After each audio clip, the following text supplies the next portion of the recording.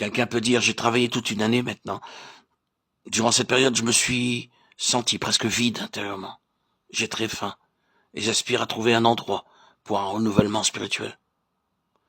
En lisant Jean 4, nous trouvons une différence avec ce que dit cette personne.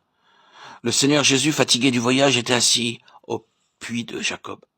Ses disciples étaient partis à la ville pour acheter de la nourriture. Cela montre que le Seigneur aussi avait faim. C'est là qu'il rencontra la femme samaritaine. C'était la volonté de Dieu qu'il parle à cette femme et qu'il la sauve. Il fit donc ce que Dieu avait voulu qu'il fasse. C'est alors que ses disciples revenant avec de la nourriture lui demandèrent d'en manger. Mais il leur répondit, « J'ai à manger une nourriture que vous ne connaissez pas. » Ils pensèrent alors que quelqu'un d'autre lui avait apporté de la nourriture. C'est pourquoi il leur dit clairement, « Ma nourriture, c'est de faire la volonté de celui qui m'a envoyé et d'accomplir son œuvre. » D'après cet épisode de la vie de notre Seigneur, nous pouvons déduire que le travail doit faire de nous des gens remplis et non pas des gens vides et affamés. Dans une œuvre spirituelle, chaque fois que nous travaillons, nous nous sentons remplis.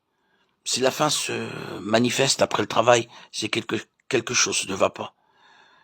Si chaque fois qu'après avoir travaillé, nous ressentons de la faiblesse à l'image d'un pneu qui se serait dégonflé, c'est que quelque chose ne va pas dans ce travail.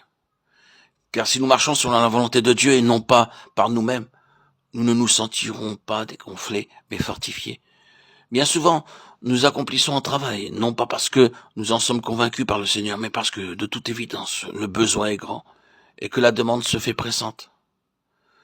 Après avoir travaillé ainsi, nous expérimenterons une lassitude intérieure qui nous laisse sans force.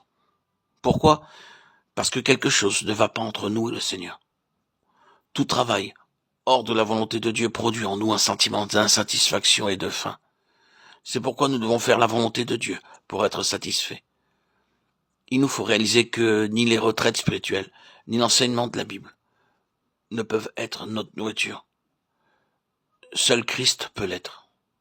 Puisque Christ est notre nourriture, comment pouvons-nous penser qu'il nous faut travailler jusqu'à ce que nous soyons vidés pour ensuite nous reposer dans une quelconque retraite spirituelle et être nourris?